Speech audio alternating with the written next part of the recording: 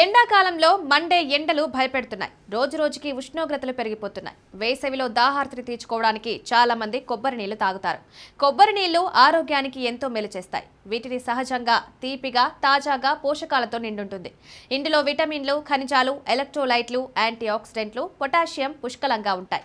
శరీరాన్ని హైడ్రేటెడ్ గా ఉంచడంలో, శక్తిని కాపాడడంలో సహాయపడతాయి. శరీరంలో నీటి లోపాన్ని అధిగమించడానికి కొబ్బరి నీరు అద్భుత ఎంపిక. వీటిలో పొటాషియం అధికంగా ఉంటుంది. మీ శరీరం నుంచి అదనపు నీటిని, వ్యర్థ పదార్థాలను తొలగిస్తుంది. కొబ్బరి నీళ్లలో యాంటీ ఆక్సిడెంట్లు కూడా మెండుగా ఉంటాయి. ఇవి కాలేయాన్ని ఆరోగ్యంగా ఉంచుతాయి. కొబ్బరి బోండంలోకి నీళ్ళు ఎలా వస్తాయని మీరెప్పుడైనా ఆలోచించారా? అసలు కొబ్బరి టెంకలోకి నీళ్ళు ఎలా వస్తాయో చూద్దాం.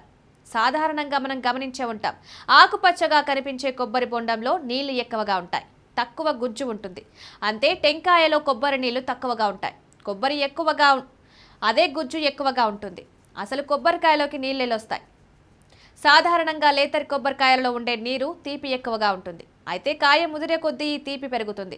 7 నుంచి 9 నెలల్లో మధ్యలోనే ఈ తీపి ఉంటుంది. అంతేకాక 6 నుంచి 8 నెలల కొబ్బరికాయలో నీళ్లు ఎక్కువగా ఉంటాయి. ఆ తర్వాత మళ్ళీ కాలక్రమేణా ఆ తీపి నీరు శాతం తగ్గుతుంది. అందుకు కారణం నీటిలో ఉన్న సహజ చక్కెరలు.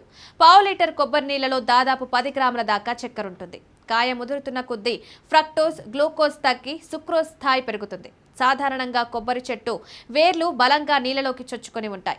కొబ్బరి వేళ్లు చుట్టుపక్కల నేల నుంచి పోషకాలతో నిండి ఉన్న భూగర్భ జలాలను గ్రహిస్తాయి. నీటిని గ్రహించి కాండం, ఆకులు ఇలా మొక్కపై అంచు వరకు నీటిని సరఫరా చేసే వ్యవస్థ అన్ని మొక్కల్లో ఉంటుంది. కొబ్బరి చెట్టులో కూడా నీటిలా టెంకలోకి చేరి కణజాలంలా ఆ టెంకలోనే నిల్వ అవుతుంది. కొబ్బరి నీళ్లలో 94% నీరు, ప్రోటీన్లు, కొవ్వు, కార్బోహైడ్రేట్లు ఉంటాయి. ఇవి కణాల్లో తయారై అక్కడికి చేర్చబడతాయి. అందుకే నీళ్లలా పారదర్శకంగా కాకుండా కొంచెం రంగుతో కనిపిస్తాయి.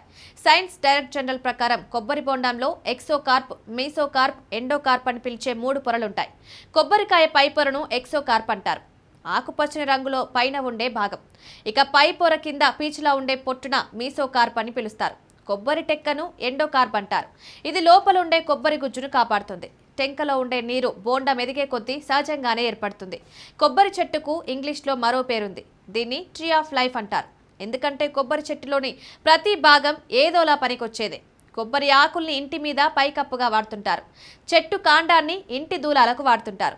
ఇలా కొబ్బరి చెట్టుతో ఎక్కువ ప్రయోజనాలుంటాయి. కొబ్బరి బోండం గురించి ప్రత్యేకంగా చెప్పాల్సిన పనిలేదు.